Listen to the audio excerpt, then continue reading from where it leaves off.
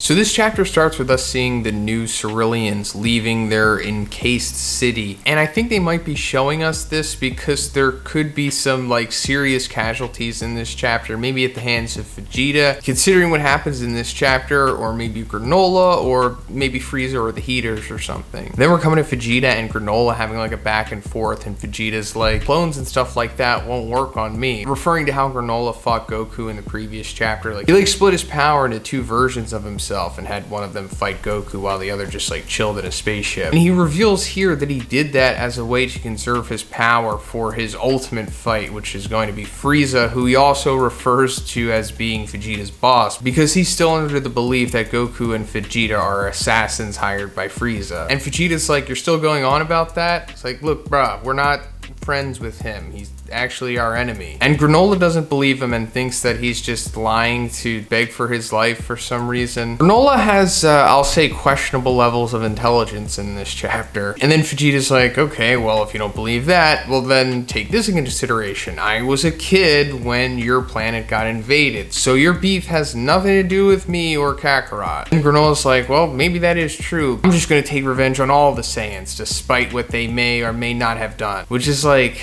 why?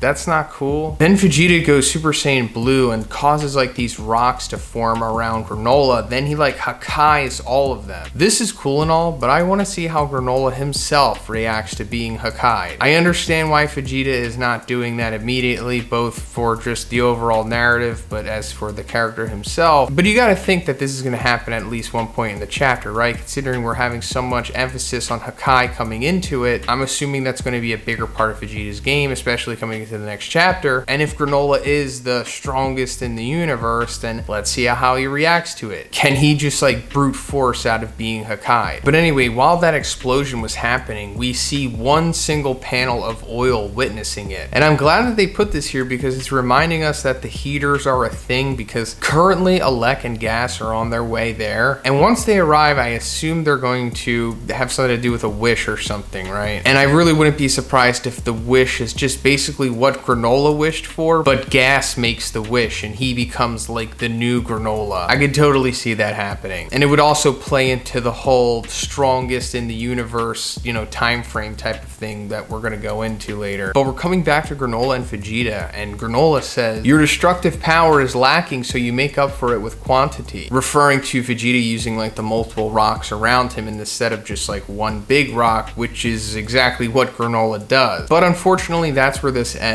And they never really discuss what exactly Granola is doing, because throughout this arc, we've been speculating about this technique that Granola has been doing that looks like he's using Hakkai, but never really been confirmed if he is or isn't, or if it's just some kind of pseudo Hakkai. Regardless, it's just meant to illustrate the gulf between them. Then they go into an extended battle sequence that looks pretty good. It's actually a really nice counterpart to Granola and Goku's little sequence that they had in their previous chapter. But throughout it, as expected, Granola is just like one step ahead of Vegeta, until we eventually get to this sequence where Vegeta is swimming underwater, is able to escape Granola. And then Granola starts doing a technique we haven't seen before that's like a key bow and arrow, which is cool, it's different. And he says to Oatmeal, aim assist. And this panel made me think, like, is Oatmeal just AI inside of his scope scouter thing? Because throughout the arc, he's been talking to this character, but we've never seen them. You know, he met up with that other Namekian dude, so why hasn't he met up with Oatmeal yet? Considering that Oatmeal is giving him aim assist here, which just further makes Granola a pay-to-win kid. You know, now he's getting aimbot. But I just wouldn't be surprised if Oatmeal is the AI inside of his thing. But he winds up shooting that key arrow at Vegeta, and he struggles with it underwater until he's eventually able to deflect it, and that like pushes him out onto the beach. Then Goku wakes up after being knocked unconscious from Granola's vital point strike in the previous chapter, and he notices that Vegeta's now fighting Granola, and I really like the way that this plays out. Then during their fight, Vegeta makes Granola accidentally shoot the ruins of the old Cerulean city, and this of course angers Granola because basically the whole root of his motivation here, so of course he doesn't want that stuff to be destroyed. Then Vegeta tricks Granola into showing his hand by making him admit that his power is newly acquired, because Vegeta realizes that someone someone this ridiculously strong shouldn't have the skill level of someone like 50 levels below them. And then Vegeta also says, like, have you been training since you got this power? And Granola's like, no, I haven't been training. I don't need to train. Then they fight a little bit more, and Vegeta says, here's another tidbit. Second strongest, rankings are all well and good,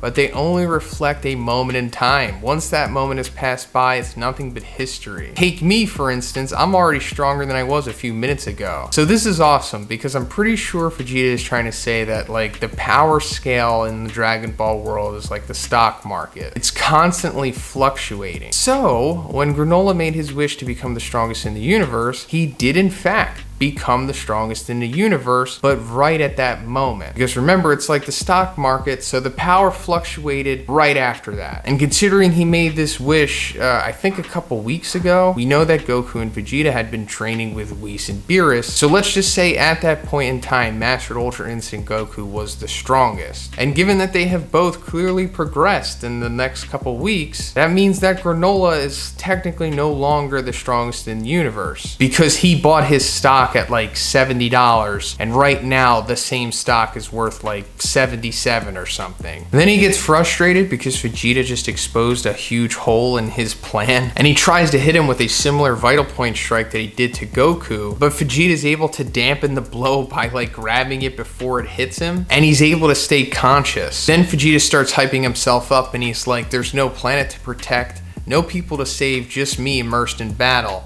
My happy place. So that line there makes me wonder, you know, is he going to accidentally destroy the new Cerulean citizens maybe? Because we saw them leaving in the beginning of the chapter. So then like these key flames start to engulf Vegeta, and we see Goku reacting to it, and he says, Vegeta's ki just changed, feels like God ki to me, but just not any old God ki. Then in the final page of the chapter, we get the reveal for Vegeta's new form, and it's great. I personally really love this form. It's maybe already one of my favorite in the series. So let's try to break this down and explain what's going on. So considering what Goku said about it is God ki, but not any old God ki, assuming he's talking about Hakai energy here, because we know coming into this chapter, Beerus was training with Vegeta, and however, during that time, it was implied that Beerus wasn't very hands-on in that training at all, and that most of it was like Vegeta kind of doing everything himself with like very little input from Beerus. But I guess it was enough because Vegeta unlocked a new transformation through this training, and it's being implied in this chapter that this could be stronger than what Master Ultra Instinct was at that point in time a couple weeks ago. You know, going back to the whole stock market thing, this might be the $77 stock right now. Now I'm also guessing this is like the analog to Master Ultra Instinct. Like this is probably going to be Vegeta's proprietary form, I'm assuming, at least for the foreseen future. So like when Goku uses Master Ultra Instinct, that allows him to go into that silver transformation. Same thing's pretty much happening with Vegeta here, except instead of using Master Ultra Instinct, he's using straight Hakai energy, and that is giving birth to like this new form that we see here, which, you know, you could say is Super Saiyan God of Destruction. I'm not sure what this is going to be called because it hasn't been revealed yet, but I wouldn't be surprised if that's what people start calling it. And as I'm sure you've noticed, it has like the rigid hairless eyebrows of Super Saiyan 3. It also has eyes that are very, very similar to that of Master Ultra Instinct's eyes, and the hair kind of resembles Super Saiyan 2 to an extent. It's almost like becoming like a mullet. As for the color scheme, we don't know yet because it's not talked about in the chapter, so unless Vegeta or Granola or a narration says it in like the next chapter, like, oh, his hair's purple, or that aura is purple, or the aura is pink, or whatever, then we'll know for sure. But until then, we might have to wait until like one of the future volumes reveals it with like artwork or something. There could also always be like some promo art that gets released on social media maybe, but I'm assuming that this is the manga continuity's version of what we saw Toppo do in the anime continuity's version of the Tournament of Power when he became Toppo the Destroyer. Vegeta could be doing the same thing here, except, you know, just like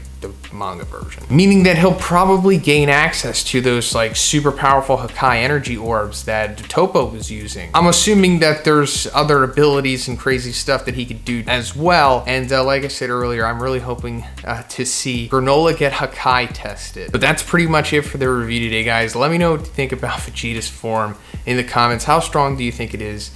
Do you think that he's actually going to get a W here over Granola maybe? Let me know. And if you liked the video, please give it a like and please subscribe if you haven't already. Have a great day. I'll see you in the next one.